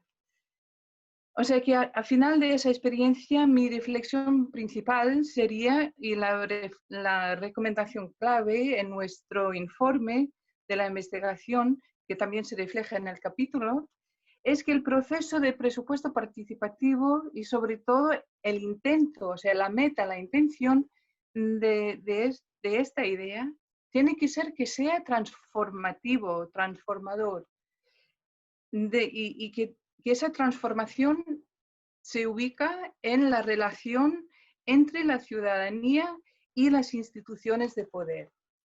Y por eso quiero decir que eso tiene que ser un compromiso político para transformar y cambiar a nivel institucional y de forma sistémica, y no solo de gestionar a corto plazo una serie de ciclos al nivel de proyecto, al nivel de piloto. Tiene que ser pues, un compromiso como diríamos en inglés, whole systems. Tiene que involucrarse la administración pública cuanto al nivel político que al nivel administrativo. Y por tercero, y con eso termino, ese cambio, esa transformación en las relaciones y la gobernanza tiene que tener, como ya ha comentado algunos compañeros, sobre todo José Molino, que tiene que enfocarse, tiene que ser pues, un compromiso para romper con las desigualdades que existen y que persisten. Y en la vida cotidiana y en los procesos de participación. Y que en los procesos también tenemos que romper lo que es, pues, otra vez utilizar una frase inglesa, business as usual.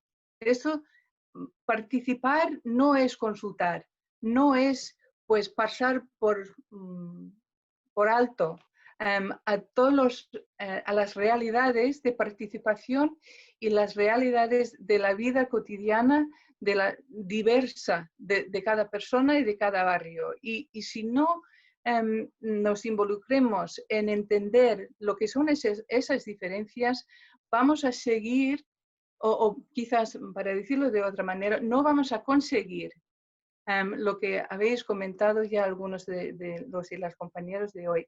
Tenemos que entender lo que es la vida cotidiana de las personas con quien se quiere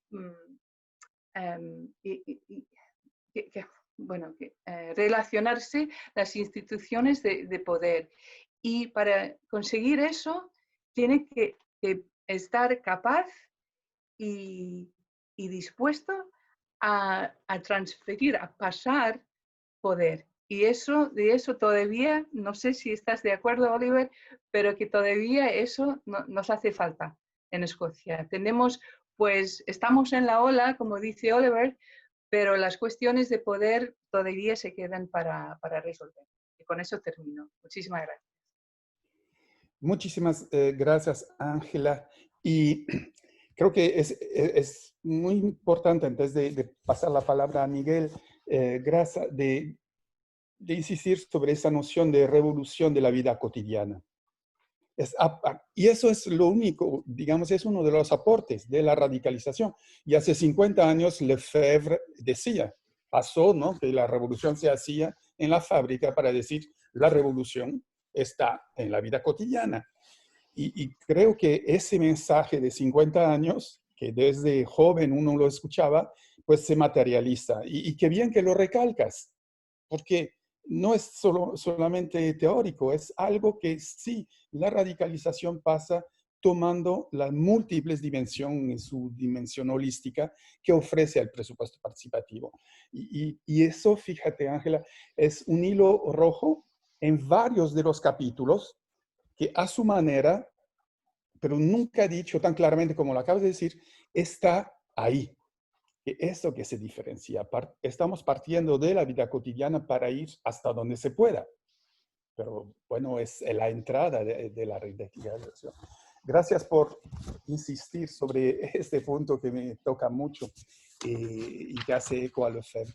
Terminamos ahora con Miguel Grasa, que es arquitecto de profesión, pero un máster en administración pública, doctor en urbanismo, y que además ha transitado dentro del aparato de Estado desde lo legislativo, ejecutivo, en varias temáticas, y además probablemente uno de los grandes instrumentalistas de las innovaciones sobre Lisboa.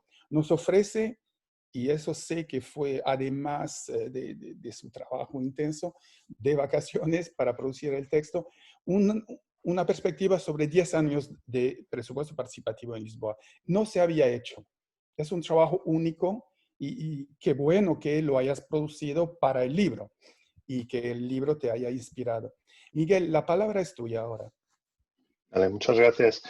Buenas tardes. Antes de más quería saludar a dona Esther Clavero, alcaldesa de Molina de Segura, pero también a los coordinadores del libro, claro, por la invitación para escribir un capítulo sobre el presupuesto participativo de Lisboa y naturalmente para esta presentación del libro. Por eso agradezco también a Yves Cabán, a José Manuel Mayor y a José Molina. Y claro, también a mis compañeros y compañeras de mesa, Gisela Barbosa, Olivier Escobar y Ángela O'Hagan. Me cabe hablar de mi propio artículo, de Lisboa, una década de presupuesto participativo, pero también de un segundo artículo de los presupuestos participativos en el ámbito local, la experiencia española, de Antonia González Salcedo. Empecemos por el primer artículo. Lisboa, una década de presupuesto participativo, cuyo objetivo no es trazar una evolución histórica del presupuesto participativo ni a nivel internacional ni a nivel del propio contexto portugués, porque ya hay numerosos estudios y publicaciones sobre el tema. Sin embargo, tiene sentido, como dice Yves, hacer frente a la experiencia de Lisboa, sobre la cual poco se ha escrito. En este artículo hablaríamos así de la génesis y la evolución del presupuesto participativo de Lisboa, y también haríamos un breve análisis de sus últimos 10 años, en que se registraron un total de 6.204 propuestas presentadas para 1.957 proyectos a votación, que reunieron un total de 268.536 votos y eligieron 120 proyectos ganadores correspondientes a un valor total de inversión de más de 33 millones de euros en el conjunto de todas las ediciones. Sin embargo, a pesar de la estabilidad de este proceso, persisten algunas fragilidades en este instrumento participativo. La primera y la que más críticas genera por parte de los ciudadanos es la baja tasa de ejecución de los proyectos, que al final de la edición de 2017 rondaba el 42%, acompañada de un retraso en la aplicación de los proyectos ganadores que tardaron un promedio de casi 2 años y medio a completarse. Un segundo aspecto se refiere a la segmentación social de los participantes, poco representativa de la población residente, con perfil mayoritario entre 30 y 49 años de edad y educación superior, así como el uso de métodos mayoritariamente online o formas de votación basadas casi exclusivamente en SMS. Una tercera limitación sigue siendo la gestión de expectativas de los participantes, por una parte, en la fase de presentación de propuestas, en que en promedio solo se admitieron el 32% de las propuestas presentadas por los ciudadanos. Por otra parte, en el ciclo de ejecución, por no ser a veces llevada a cabo una comunicación eficaz para establecer plazos y metas concretas para la ejecución o formas de seguimiento por los proponentes de las distintas fases del proyecto. Una cuarta debilidad sería la dificultad en la coordinación con las diversas juntas de freguesía o distritos de Lisboa, en particular con el procedimiento de delegación progresiva en la ejecución de varios proyectos ganadores para estas. Y por último, una quinta fragilidad consistiría en el hecho que en su plan de comunicación no se establece una publicación efectiva del conjunto de proyectos exitosos terminados en funcionamiento, lo que construye una percepción más negativa del presupuesto participativo de que la realidad sucede. Pero este artículo es también sobre lo que serían los próximos pasos del presupuesto participativo de Lisboa, cuando en 2018 me pidieron para integrar un equipo que quería revisar el proceso al final de un ciclo ininterrupto de 10 años. Aún siendo innegable la expresividad de los números que le están asociados, es necesario observar sus resultados y impactos positivos, pero también pensar cómo se podrá resolver problemas actuales y evitar futuras dificultades. Muchas fueron así las sugerencias que fueron propuestas y puestas en práctica en la edición de 2018-2019. El objetivo principal sería producir una nueva generación de presupuesto participativo de Lisboa destinado a ser más inclusivo, más compartido y más participativo. Todo esto además de abordar dos nuevos desafíos importantes: una mayor democratización del proceso a través de su digitalización, promoviendo métodos presenciales, evitando el embotellamiento de sistemas exclusivamente digitales, y también una apuesta por la sostenibilidad ambiental, a través de la implementación del proceso Sele Verde conectado a la celebración de la Lisboa Capital Verde Europea. La gran mayoría de estas sugerencias resumidas en este artículo serán adoptadas en la organización de la 11ª edición del Presupuesto Participativo de Lisboa, que comenzó en octubre de 2018 y que terminó en abril de 2019. Como las 30 sesiones de participación presenciales que tuvieron lugar entre octubre y diciembre, que abarcaron lugares tan diversos como centros de enseñanza secundaria y superior, bibliotecas, juntas de freguesías, universidades para mayores, centros de día o de apoyo a la integración de inmigrantes. También la distribución de kits de participación pública o la firma de protocolos de membresía para las normas del presupuesto participativo de Lisboa para 12 de las 24 freguesías de Lisboa que aceptaron delegación de análisis técnicos de las propuestas locales y su puesta en práctica de proyectos.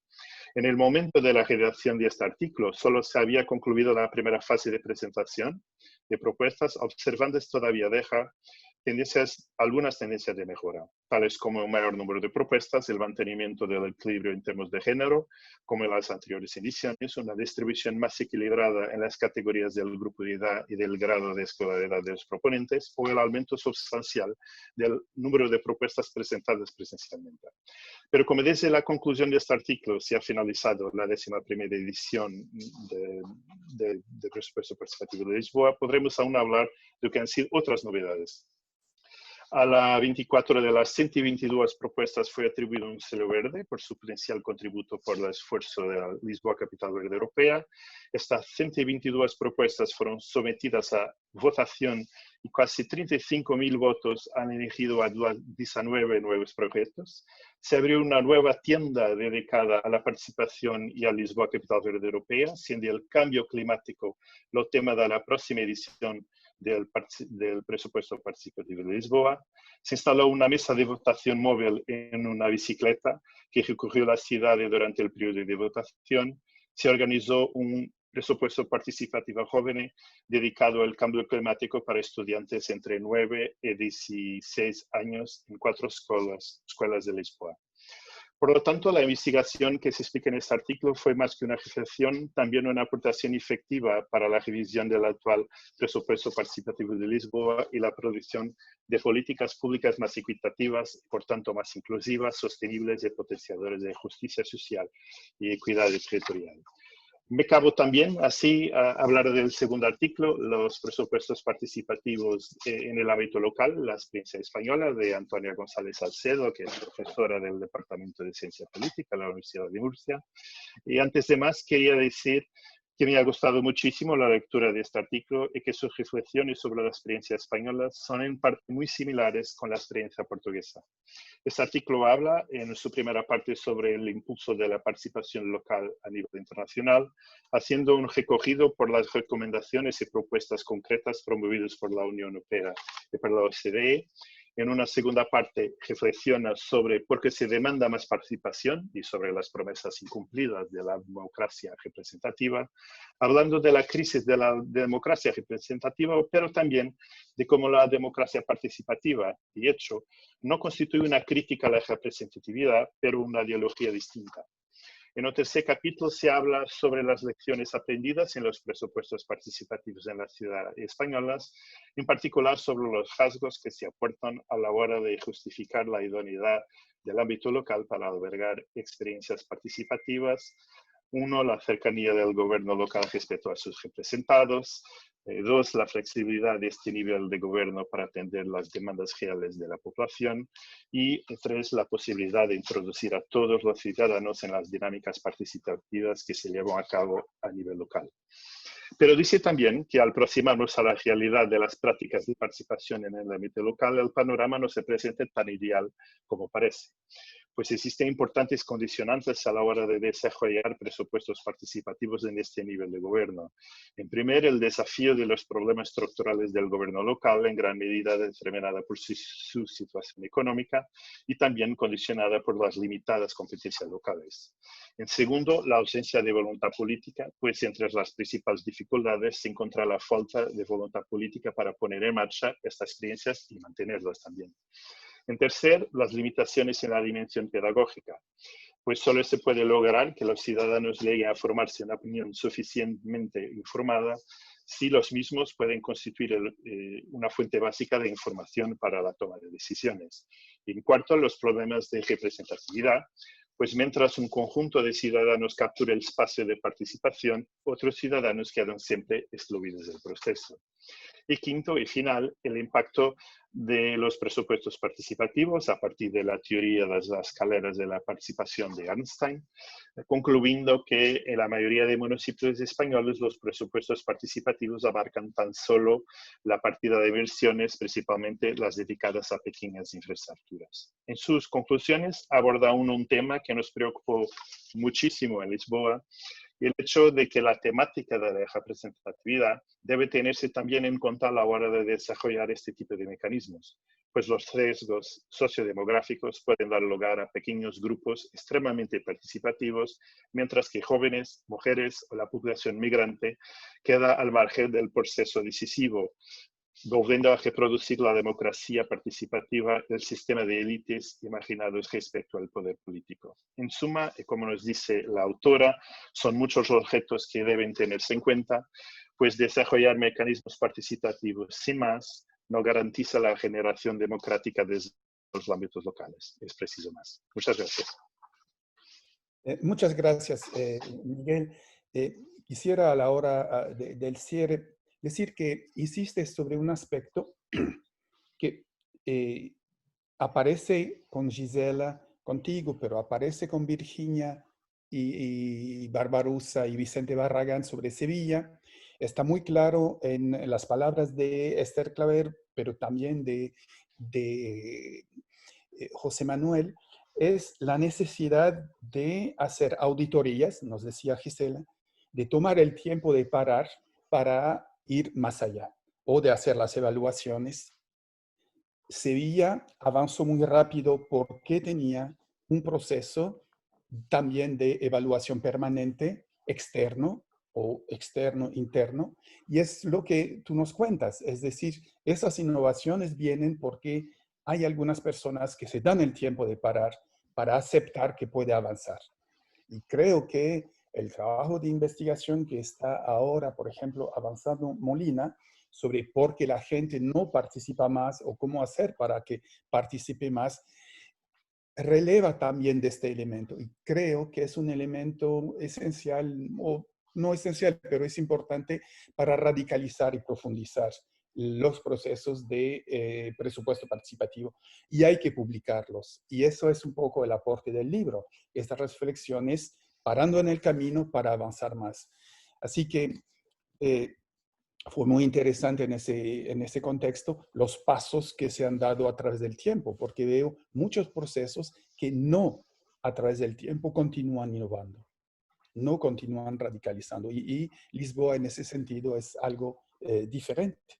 Por eso mismo de saber parar. Valongo lo mismo. Y estoy seguro que Molina del Segura será exactamente el mismo proceso. Bueno, son no sé cómo están manejando el tiempo con el Zoom, Saúl, te paso la palabra y agradezco las varias personas que presentaron. Todavía nos quedan 10-15 minutos que podemos aprovechar para que quien quiera pues, pueda preguntar. A través del chat pueden hacer las preguntas que consideren. Y bueno, y el tiempo está en tus manos, porque como tú veas. Bueno, de acuerdo. Vamos a intentar agilizar el tema de las preguntas. Y creo que la persona que ha pedido la palabra es Juan Francisco Lozano, ¿puede ser? Estás silenciado. Ahora. José, soy José. Ah, José, perdón. Bueno, gracias a todos los ponentes y mi pregunta está relacionada con, algunos han mencionado el presupuesto participativo joven. Vamos a ver. ¿Es conveniente que los presupuestos participativos jóvenes de cada año sean presentados en los consejos escolares de los centros educativos por los representantes del ayuntamiento y que tras su debate dicho consejo se incluyan en la PGA de cada centro escolar?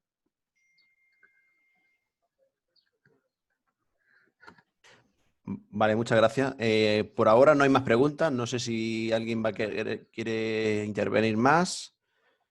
Si alguien quiere responder la de los ponentes. Gisela, não sei se... Ora bem, eu não sei se percebi a pergunta. A pergunta era se deveríamos levar as decisões dos orçamentos participativos aos conselhos municipais, era isso? En el consejo escolar de cada centro educativo.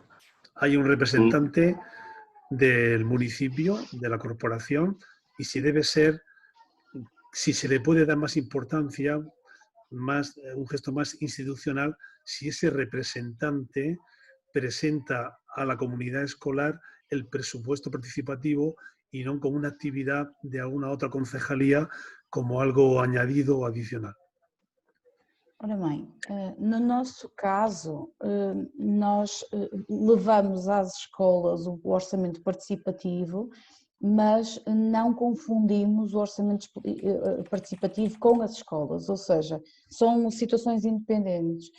Pode participar uma criança que estuda numa das escolas do concelho, como pode participar uma criança que viva no concelho, mas não estuda lá. E por isso nós usamos todas as dinâmicas possíveis para promover o orçamento participativo, mas não o integramos na hierarquia da escola, a não ser nas fases de divulgação. Eu não sei se isto responde à sua pergunta.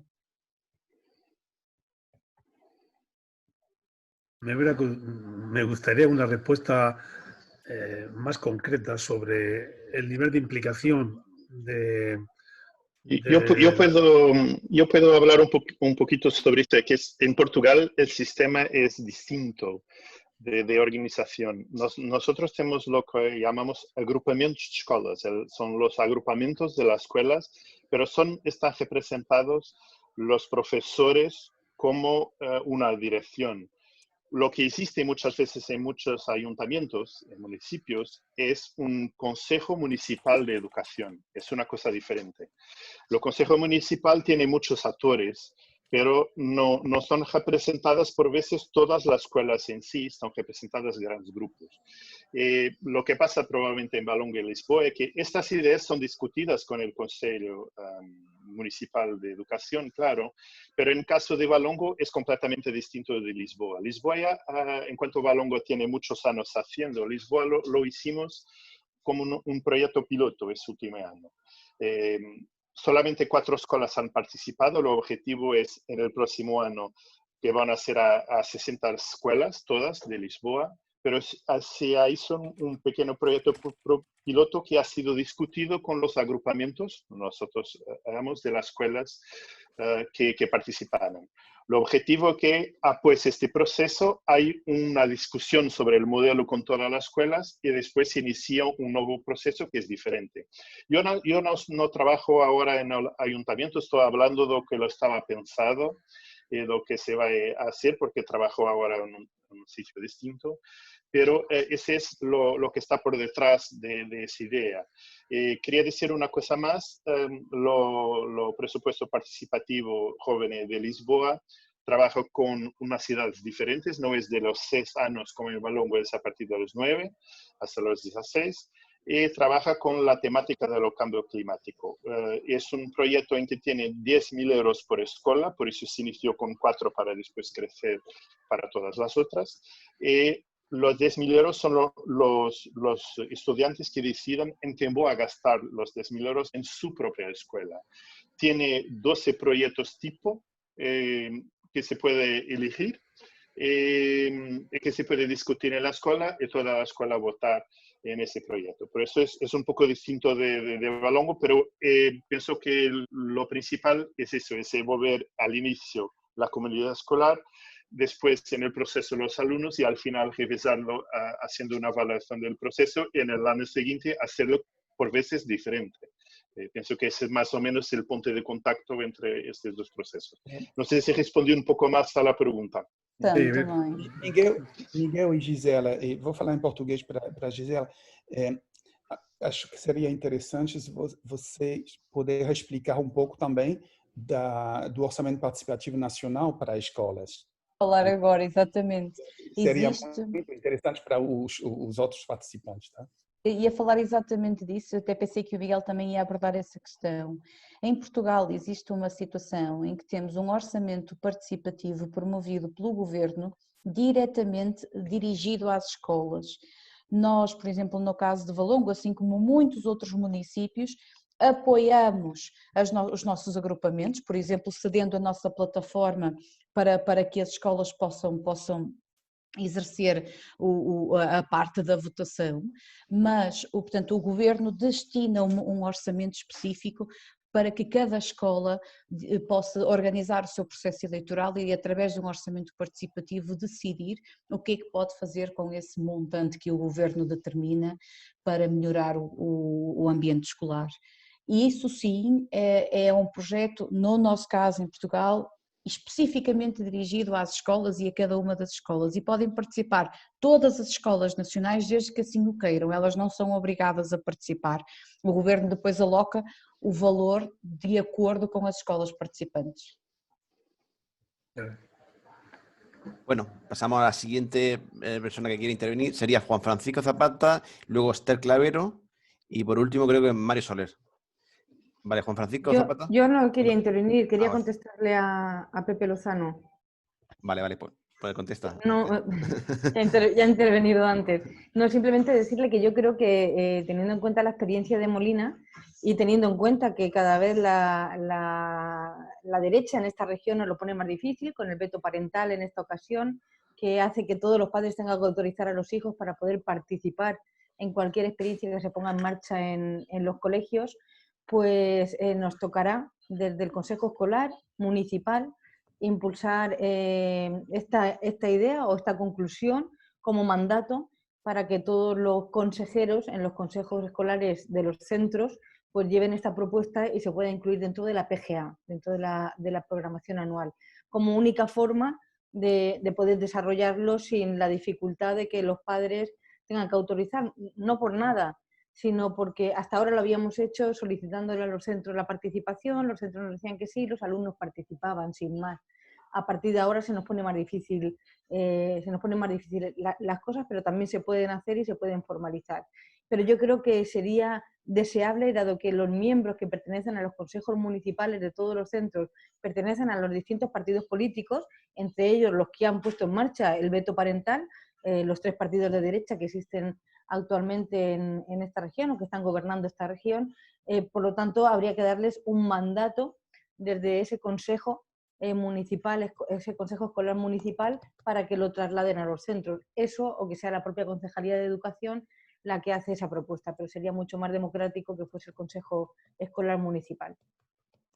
En ese sentido, si me lo permites, todo lo que sea participar y claridad, y vamos a contar con el apoyo de la Federación Interbarrios para que los jóvenes se impliquen y dinamicen la sociedad molinense.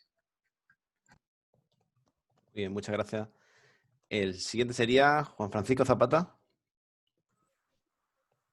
Sí, bueno, saludo a todas y a todos de nuevo y gracias por las intervenciones. Estamos aquí participando personas muy diversas, de lugares muy diversos y lejanos, de aquí de Molina de Segura. Y obviamente en cada sitio pues habrá las propias experiencias del desarrollo y la implantación de estos procesos de participación ciudadana. Yo hablo obviamente de aquí, desde Molina de Segura, y voy a destacar dos cosas.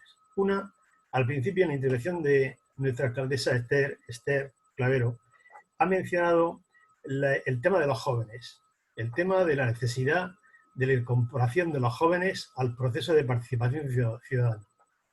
Y creo que es muy importante que así sea, si no este proceso se nos quedará cojo y a corto plazo pues no tendrá demasiado sentido, porque las personas más mayores que estamos implicados, pues al final tendrá que venir un relevo generacional sin más remedio. Entonces, prueba de esa preocupación que tenemos es que en la última reunión de hace unos días de la Federación Interbarrios, aquí en Molina, pues planteamos como objetivo para el próximo año la forma de incorporar a personal joven en las diversas plataformas de participación, también en los órganos de juntas directivas, etc. En asociaciones de vecinos, por ejemplo, yo tengo la experiencia en el barrio donde estoy, pues también tenemos mucha dificultad para que personas jóvenes se interesen por la cuestión de la participación ciudadana.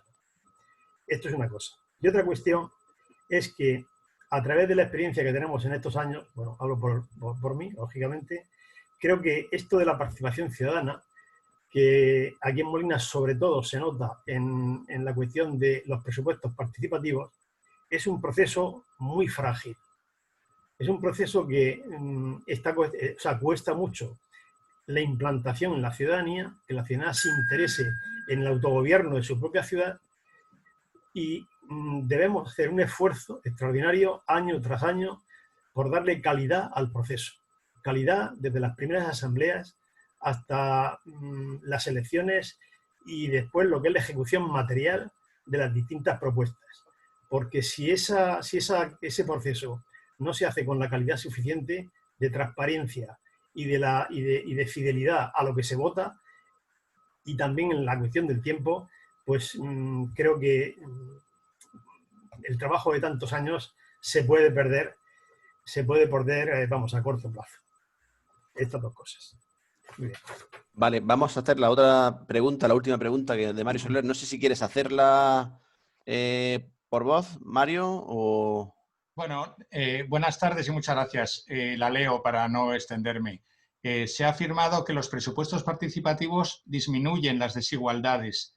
Y yo pregunto, ¿no ocurre que las poblaciones más excluidas, marginadas, más vulnerables, tienen menos oportunidades para presentar proyectos y beneficiarse de ellos? Vale, pues ya no hay más preguntas. Si cualquiera de los ponentes quiere responder estas dos preguntas. Perfecto. Creo que este tema es un tema cada vez más hablado, y inclusive las Naciones Unidas ahora es uno de los próximos trabajos que estoy haciendo cubriendo 30 años, sobre métodos que han sido capaces de reducir desigualdades. Pero si tú ves la cantidad de presupuesto participativo, son muy pocos los que lo han realizado, pero sí los hay. Pero son extremadamente pocos. Y eso va a ser precisamente un documento relativamente grande. Lo que está claro es que si no hay, y eso es parte de la radicalización, que infelizmente están muy pocas de las declaraciones o hasta de nuestro trabajo, si no hay una clara visión de que se necesita grandes volúmenes de recursos y no solamente la discusión de lo pequeño, no hay redistribución. Y esto está hoy en día, lo que estamos viendo a través de los 30 años, es que de $100 por habitante por año, que era así casi una norma, digamos, cuando se inició, estamos ahora a menos de $5 por habitante por año. Y no hay capacidad redistributiva. Es una redistribución al margen. Y esto coloca en peligro todo lo que se está haciendo. De 10.000 propuestas, son 100 o 200 que se van a realizar. Entonces, creo que la radicalización pasa por lo que dice muy bien el libro, creo que es José Manuel y Gloria que lo apuntan, es no simplemente la democracia. Es la democracia que tiene que ir un poco más en esto. Y lo otro que parece importante es todo el tema de la educación, es decir, de ser proactivos para en una educación que no sea, y el libro lo dice también, que no sea solamente instrumental o de principios, y creo que Giovanni Allegretti, que está también en este momento aquí, lo señala en uno de sus textos, es simplemente de procedimientos. Esta educación tiene que ser en la perspectiva de Freire y lo que era al inicio, en una perspectiva libertadora, en una perspectiva de poder radicalizar e ir más allá. Y creo que esa dimensión educativa y la dimensión también de más recursos a ser debatidos está en la capacidad redistributiva. Pero sí hay varias ciudades que han conseguido reducir las desigualdades espaciales, más justicia social y las desigualdades sociales. Entonces, en ambos campos estamos bien, pero no son las visibles, infelizmente. Es posible hacer un pequeño comentario también. Yo no puedo concordar más con lo que Ives Cabana ha dicho, porque es necesario de redistribuir. Y el presupuesto participativo puede ser una herramienta para hacerlo. Pero eso también que, pienso que es la pregunta o la raíz de la pregunta es cómo hacerlo. Una cosa que lo habíamos visto cuando examinamos los desanos del presupuesto participativo de Lisboa, por ejemplo, que determinadas camadas de la población, más los mayores o los inmigrantes, no participaban. Lo que hicimos es hacer procesos específicos para esas personas. Y, por ejemplo, lo intentamos hacer en una edición y los resultados fue la duplicación, por ejemplo, de propuestas o de participación en muchos sectores. Pienso que por veces es necesario de hacer para no reproducir las desigualdades sociales que la democracia representativa lo tiene, hacer en la democracia participativa mecanismos de compensación, mecanismos equitativos. Y por eso, por veces es necesario de hacer sesiones especiales para determinados públicos porque no tiene acceso. O por veces, yo defiendo también, pienso que lo ha conversado mucho con Ives Cabana sobre eso también, por veces tematizar. Y lo tematizar es, por ejemplo, si queremos mismo que el presupuesto participativo quiere hacer la redistribución, entonces tenemos que tematizar el presupuesto participativo para las desigualdades sociales. No ser genérico sobre todas las áreas, pero vamos a invertir en por ejemplo, en esa área. Pienso que ese puede ser también mecanismos muy prácticos de poder resolver esos problemas. Muy bien, muchas gracias. Yves, ¿quieres terminar de alguna forma la sesión? No, simplemente decir que, no sé si es la opinión de los otros, pero nos pasamos 2 horas realmente encantadoras y creo que pues hubiera sido 1000 veces mejor estar juntos con un Alvariño, que creo que es lo que une, entre otros, España y Portugal en Murcia, y quisiera esperar que nos vamos a encontrar nuevamente, pero esos momentos son importantes porque hacen parte de la construcción social y es solamente a partir de esa construcción social que iremos más lejos. Y eso es la deliberación, el aspecto, digamos, de la comunicación entre personas diversas, está en el corazón, digamos, de la construcción democrática, que no se limita al voto, pero que sí da voz. Y creo que hoy sí hubo un ejercicio de voz que fue de lo más interesante y que, a pesar de estar confinados, pues nos da esperanza que sí podemos construir y reflexionar durante este momento. Agradecer todos. A mí personalmente me la pasé muy bien, así que gracias a todos. Pero quisiera pasar, a lo mejor, Esther, ¿quieres cerrar la sesión? Porque eres, pues, sin ti no estaríamos probablemente aquí tampoco. Bueno, yo quiero, como siempre, agradecer a todos los participantes. Oh, díselo, corre, para allá. Todo es conciliar. De los libros. Bueno, agradeceros a todos la participación, de verdad, en estos foros y en todos los que ponemos en marcha en Molina de Segura. Creo que tenemos mucha suerte porque creo que forma parte también de la genética molinense. Siempre hemos participado porque siempre nos hemos reinventado y siempre hemos luchado para estar aquí. Seguimos haciéndolo y creo que tenemos que seguir profundizando. Y creo que era Ives o no recuerdo, o Miguel quien decía que parar. Parar para reflexionar, parar para construir, parar para pensar en el futuro, y creo que tenemos la oportunidad de hacerlo con ese objetivo que tenemos para el próximo año, Molina Objetivo 2030, reflexionar sobre qué es lo que queremos para ser mucho más ambiciosos, que hablar sobre única y exclusivamente, como dice José Antonio Cano, del reparto. El reparto no ayuda a disminuir las desigualdades, lo pone en una frase en el chat que tenemos. Y creo que es así, creo que tenemos que ser bastante más críticos, tenemos que tener las luces largas y tenemos que saber hacia dónde queremos dirigirnos y dirigir el proceso y que no nos dirija el proceso a nosotros. Creo que Molina se está haciendo bien, somos críticos con nuestro propio proceso, cada año intentamos mejorarlo y el año que viene tendremos un objetivo importantísimo, espero que participemos cada vez más. Y que seamos capaces de creer en la importancia que tiene profundizar en la democracia real, en el poder popular, en el autogobierno para Molina de Segura, y esos objetivos al final formarán parte también de los programas electorales de los partidos políticos, porque, como digo siempre, ¿quién le va a decir que no a la ciudadanía? Y además tenemos las herramientas para hacerlo. Primero, participar en el proceso, no solamente votar sí o no, que unos ganen y otros pierdan, sino reflexionar y llegar a conclusiones consensuadas por todos, es decir, intentar convencernos los unos a los otros de qué es lo mejor para la ciudad y no exclusivamente votar como hemos hecho hasta ahora y definir los futuros procesos para Molina.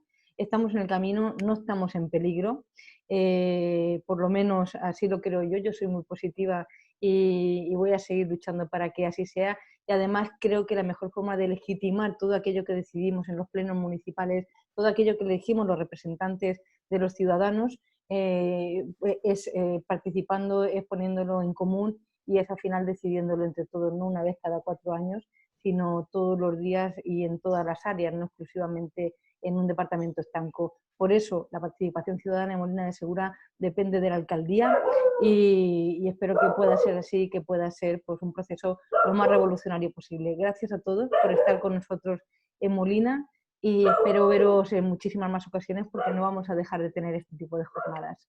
Muchas gracias. Gracias. Solamente me queda recordaros que el próximo jueves tenemos la última sesión de esta webinar, que es, vamos a hablar sobre nuevos yacimientos de empleo tras la pandemia, y que va a intervenir o va a llevar la sesión Luis Molina Tembri. Os invitamos a que nos acompañéis. Muchas gracias. Gracias, adiós. Chao. Chao. Adiós a todos. Adiós, ya nos vemos por el camino. Adiós. Chao, chao. Hasta luego.